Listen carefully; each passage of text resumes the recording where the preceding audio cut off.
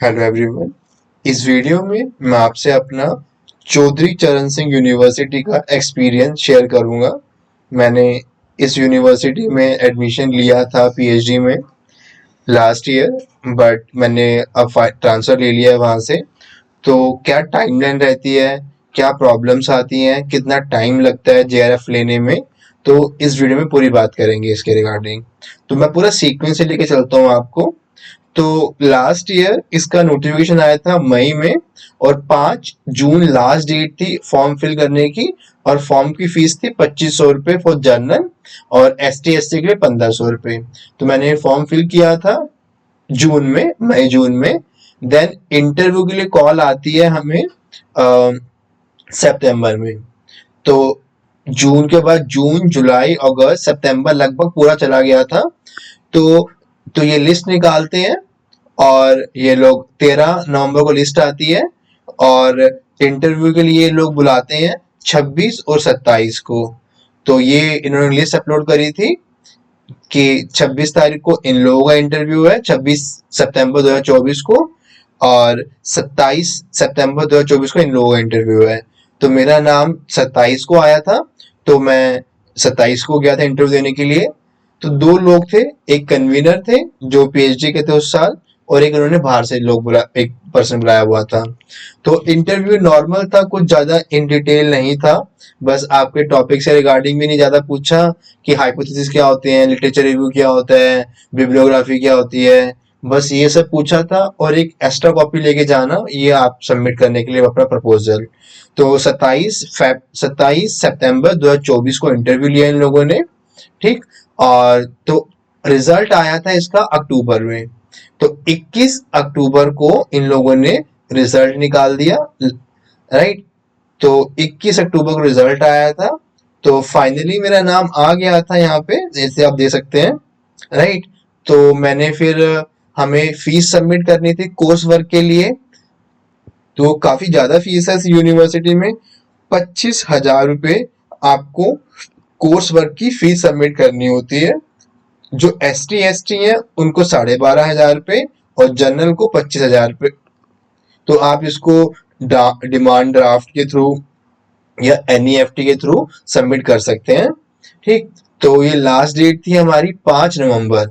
21 अक्टूबर को रिजल्ट आया, और 5 नवंबर लास्ट डेट थी फीस पे करने की। तो मैंने फीस पे कर दी 25,000 रुपये यहाँ पे। उसके बाद तो अक्टूबर में फीस पे होगी। देन कुछ नहीं हुआ, नवंबर शांत रहे, दिसंबर शांत रहे। जनवरी में इन लोगों ने प्री पीएचडी कोर्स वर्क का ओरिएंटेशन रखा 21 जनवरी को। तो 21 जनवरी को हमारा officially pre PhD course work start होता है। तो 21 जनवरी 2025 को आप टाइमलाइन देखिए कि मई में फॉर्म आए थे, सितंबर में इंटरव्यू हुआ, अक्टूबर में रिजल्ट आया, और जनवरी में ये कोर्स वर्क स्टार्ट हो रहा है। तो जनवरी में कोर्स वर्क जब स्टार्ट हुआ, तो उसके बाद मैंने बोला कि जेआरएफ कब से अवेल कर सकते हैं। तो इन लोगों ने बोला कि स्टेट यूनिवर्सिटी में क्या सीन होता है हमारी में, पहले आप लोग कोर्स वर्क कंप्लीट करेंगे। कोर्स वर्क होगा लगभग 6 महीने का। आपके एग्जाम होंगे जून या जुलाई में, जो कि अभी एग्जाम इनके जून में हुए हैं। तो पहले तो प्री पीएचडी कोर्स वर्क आप पूरा करो, एग्जाम दो, एग्जाम क्वालिफाई करो। उसके बाद आपकी RSC होगी। RSC is a kind of meeting जिसमें आपको प्रोफेसर एलोकेट होते हैं, क्योंकि इस यूनिवर्सिटी में जो मेन कैंपस है जो कि मेरठ में है, वहां पे जो ज्योग्राफी डिपार्टमेंट है वहां पीएचडी नहीं होती है। क्यों नहीं होती है? क्योंकि वो सेल्फ फाइनेंस डिपार्टमेंट है। तो आपको वेस्टर्न यूपी में like Hapur, like Khurja, like Bulandshahr और बड़ौद, इन सब एरियाज में इस CCSU के कॉलेज हैं। तो आपको इन कॉलेजेस में सुपरवाइजर एलोकेट होते हैं। तो मेरी प्रॉब्लम क्या थी, ये लोग बोल रहे थे आपकी RSC होगी जून जुलाई में, फिर आपको सुपरवाइजर मिलेगा, देन आप अप्लाई कर पाओगे JRF के लिए। बट मेरा क्या था, मेरा JRF 2025 में एक्सपायर था, सितंबर सॉरी उसमें मार्च में। तो मैंने कहा सर ऐसे मुझे प्रॉब्लम आ जाएगी, तो उन सर ने मेरे लिए और एक और लड़का था, हमारे लिए उन्होंने आरएससी पहले करवाई। तो 21 जनवरी 2025 को हमारा pre PhD course work start होता है और अगले महीने 2 तारीख को आरएससी हमारी रखी गई। RSC means kind of a meeting, जिस मीटिंग में आप कन्वीनर होंगे पीएचडी के, और एक पर्सन बाहर से आएगा। जिस पर्सन ने हमारा इंटरव्यू लिया था एडमिशन के टाइम पे, वही पर्सन आया हुआ था। तो उन्होंने हमें बोला कि हम आपको ये प्रोफेसर देते हैं। अब इसको मैं ढंग से बताता हूँ पूरी बात क्या थी। एक्चुअली आरएससी की मीटिंग से पहले हमें बोला गया था कि अगर आपकी किसी प्रोफेसर से बातचीत है किसी कॉलेज में, तो आप उस प्रोफेसर से एनओसी ले आना। NOC means kind of a application. For example मैंने इस दौरान एक मैम है हापुड़ में, उनसे मैंने एनओसी ली कि मैम मुझे आपके अंदर एडमिशन लेना है, तो आप मुझे एक एनओसी दे दो, ताकि जब मैं आरएससी मीटिंग में जाऊं तो मैं वहां दिखा सकूं मुझे ये प्रोफेसर दे दीजिए, इस प्रोफेसर ने मुझे बोला है कि मैं आपको ले लूंगी। तो मैंने उस मैम से उन मैम से एक एनओसी ली, उन्होंने मुझे साइन कर दिया, accepted and forwarded to professor Paramjit Singh. ये उस समय हमारे कन्वीनर थे आरडीसी के।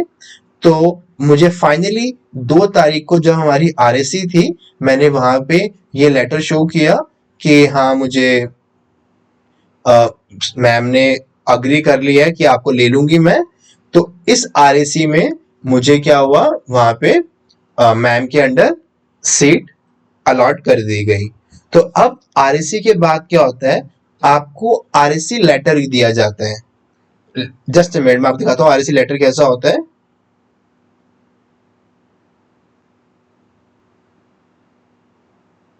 तो मैं आरएससी लेटर आपको दिखा रहा था, ये देखिए ये आरएससी लेटर होता है। तो हमारी 2 फैब 2025 को आरएससी हुई थी, उसके लगभग 8 दिन बाद ये 10 तारीख को हमें ये लेटर मिलता है चौधरी चरण सिंह के रिसर्च डिपार्टमेंट से कि allotment of supervisor through RSC. This is to inform you that RSC for PhD Geography was held in the Department of Geography, Chaudhary चरण सिंह यूनिवर्सिटी ऑन 2 Feb। तो इस लेटर को लेके मुझे जाना था इस कॉलेज में जो हापुड़ में है, एसएसवी कॉलेज। देन मेरा जेआरएफ का प्रोसेस स्टार्ट हुआ। तो लगभग मेरा जेआरएफ का प्रोसेस स्टार्ट होते होते 17-18 तारीख आ चुकी थी फैब की।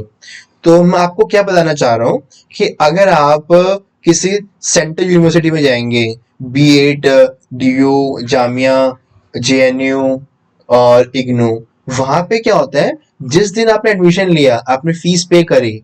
लाइक इस यूनिवर्सिटी में मैंने फीस पे करी थी अक्टूबर में, मैंने 2024 के अक्टूबर में फीस पे कर दी थी। लेकिन इनका क्या कहना था कि हम अपनी यूनिवर्सिटी में जेआरएफ आपको तब से देंगे जब आप कोर्स वर्क पूरा कर लेंगे, मींस लगभग आपको देंगे जुलाई 25 में। तो यहाँ ये बहुत बड़ी प्रॉब्लम है इस यूनिवर्सिटी में।